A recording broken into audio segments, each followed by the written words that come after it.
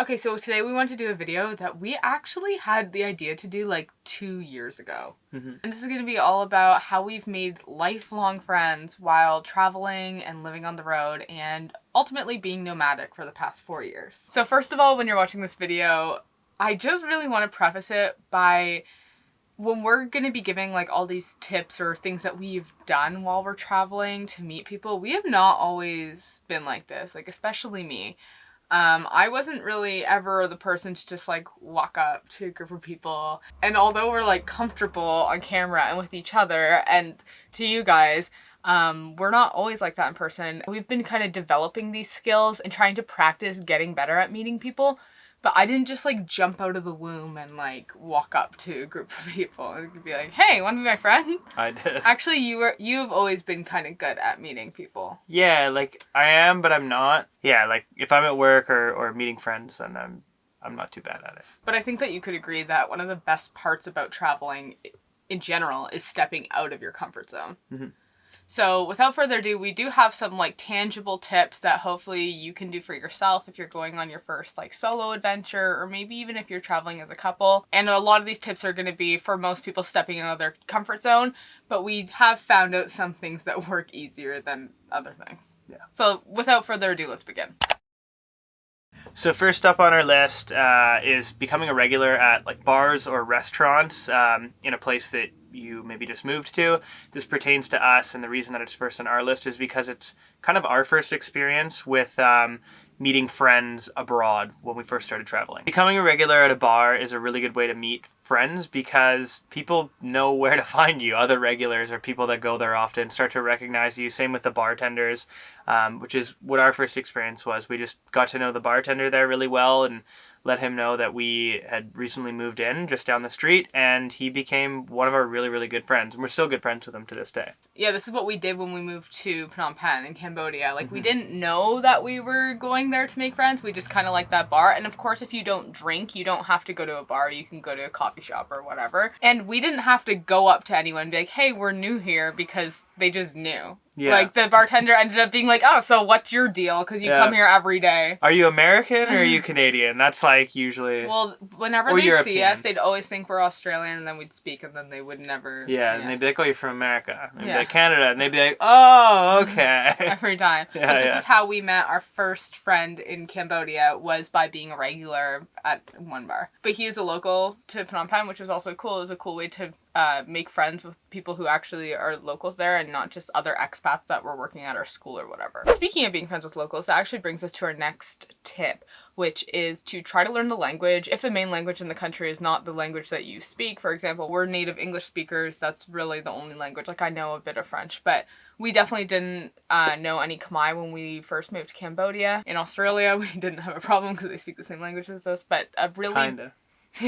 Kind of. But a really good suggestion is if you're moving to a country where they speak a different language, try to learn that language, even just like a little bit. This was a really big bonding moment for us and our local friends in Cambodia, in Phnom Penh, where like one of the things that we learned right away was chul moi, which is cheers, because of our bartender friend, and we're going to the bar a lot in Cambodia. But it ended up being this like big bonding moment for our friend group, and we had matching tattoos, and it was just like something fun that they're like, oh, chul moi, like, oh, you know chul moi, and they were excited to cheers with us.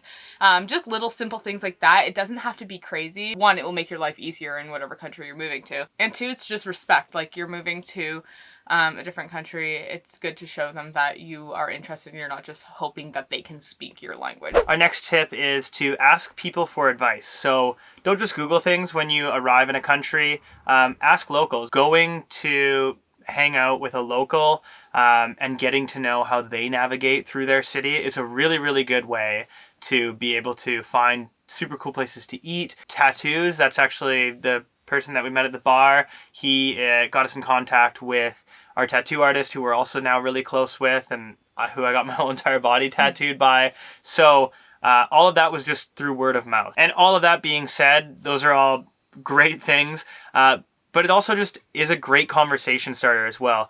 Typically in most countries, people are really eager to show you their favorite things, so it's a really good way to open up a conversation, and you know, you can relate to somebody, and I mean, just start to talk to somebody. When you have a question, it's like exciting almost, because it's like, okay, now I have an excuse to talk to people, and you don't just have to ask locals. Like, it's a good way to meet people in general. Even when we were starting our jobs at the school, even just walk up to other teachers who were working at the school and being like, oh, hey, like I found this chair, where is this supposed to go? Because sometimes you see someone, you want to maybe be their friend or something or get to know them, but you just don't know what to say. So if you have a question that comes up, don't Google it, just go ask people. And then on the flip side is to also have suggestions for when people ask you things.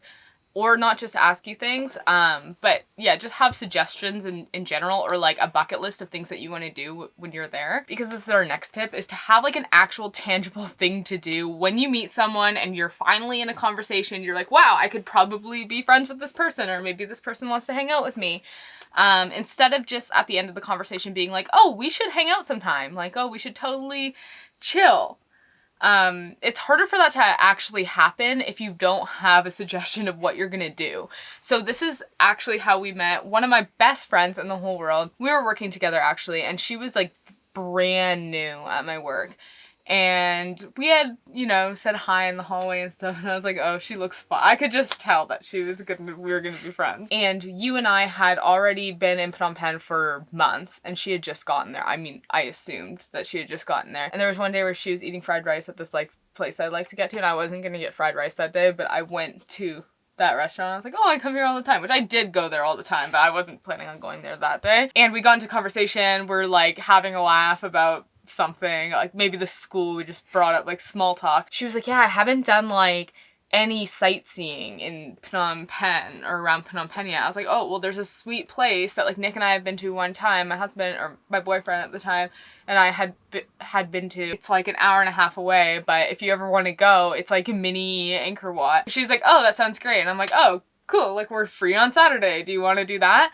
So it was more of an excuse to be like, oh, we're hanging out because we're doing this thing. Have those in the back of your mind when you're talking to someone, because maybe they'll want to do one of those things with you, and you don't just leave the conversation being like, oh yeah, see you later, like we should hang out sometime, like, here's my number. Another great way to find friends wherever you may be traveling or moving abroad to is by using Instagram.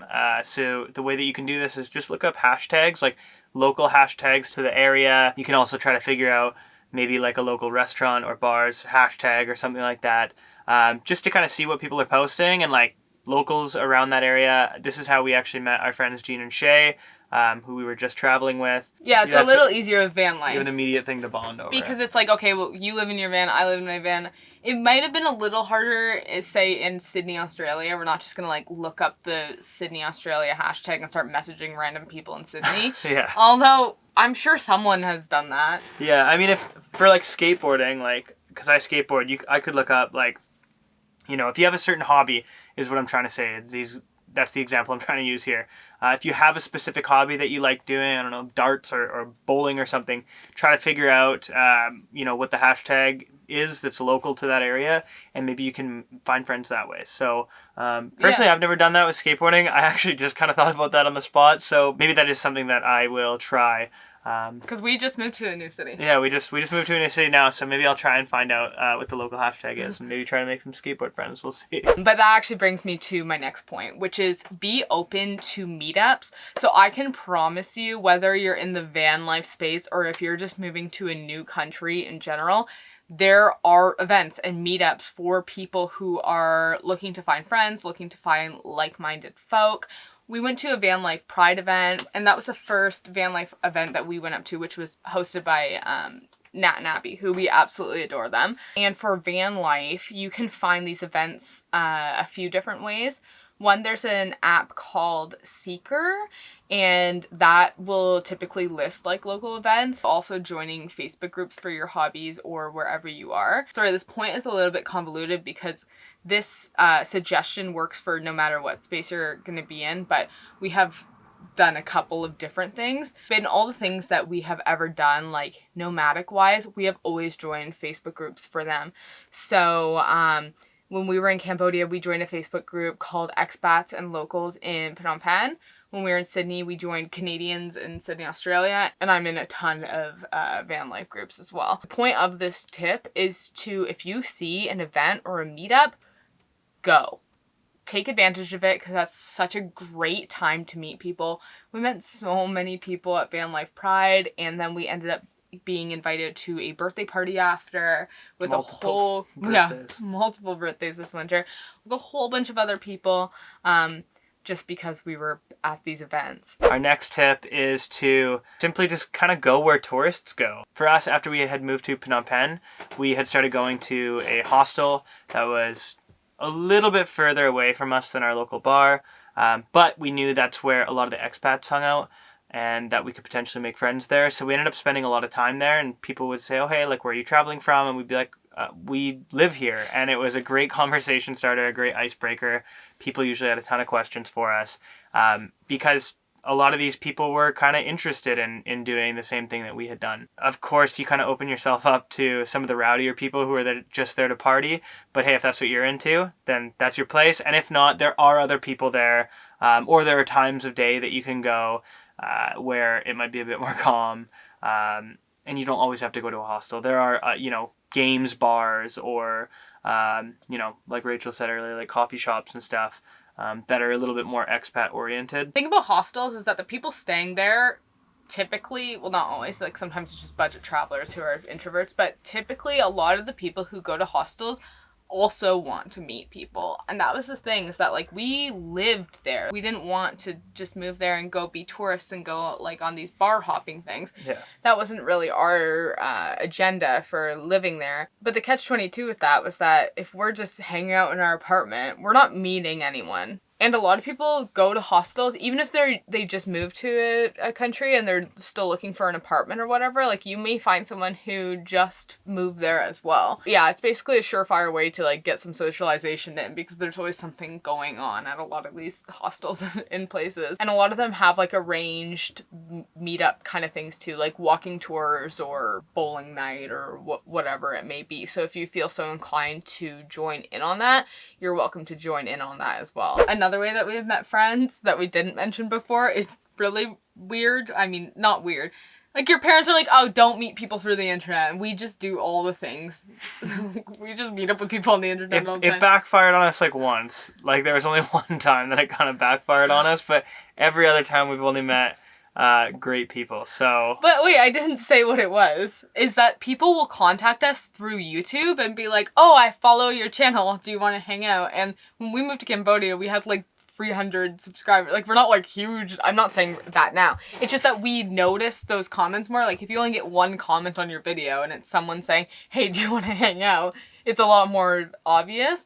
Whereas now we've met so many amazing, genuine people through the internet who are like, oh, if you're ever stopping by whatever town in Montana, you're welcome to come over. And we're the type of people to take someone up on that. We're like, okay, yeah, we're actually gonna be there next week. Like, let's hang out. But we have met up with multiple people that have met us through YouTube. And one of them is like, Kirsten, she made this for us. She made this for us when we left Cambodia. She became like one of our... That's because that was before we had started van life. We had told her that we were coming back from Cambodia to buy a van and build it out. So she had made this for us. Yeah. And we told her we'd hang it up in the van, so it's been there ever since. Yeah, we did. I mean, became one of our really great friends, especially when we were living there. Kirsten's awesome. Yeah. And she, just messaged us because she watched our YouTube videos, so. So all of this being said, I know that this can be a very nerve-wracking thing, especially for somebody who might be using this video. Maybe you're not the best at being an extrovert or putting yourself out there or just walking up to a random group of people, and that's okay. If you're just staying by yourself and you're not going out and you're not doing anything, then you're not going to meet any friends at all that way. So at very least, hop on a Facebook group or two, talk to someone online first before you meet up with them. Or if you're a little bit more adventurous or that's not your thing, go to a bar, just sit, have a beer, and, make eye contact with someone or try to open up a conversation if you see an opportunity for that. Or, hey, if you're at a bar, like, most people are pretty talkative, especially as the night goes on. So you never know, maybe someone will come up to you. I know certainly at the bar that we used to go to, if we ever saw anybody sitting by themselves having a beer, we would certainly go up to them and say hello and introduce ourselves. The moral of the story is put yourself out there, try your best, and go for it, because you're not going to meet friends just sitting around in your AC room, not talking to anybody. Or worse, in your van with Or no worse. AC. Or worse, in your van that has no AC. Boiling alive because it's that time of year. Boiling alive with no friends in sight. Let us know in the comments below if you have used this video before and you found a new friend, or you've used any of our tips and they've helped you to make a friend or two. Thank you guys so much for watching. We really appreciate that, and we will talk to you in the next video. All right. Bye. Bye.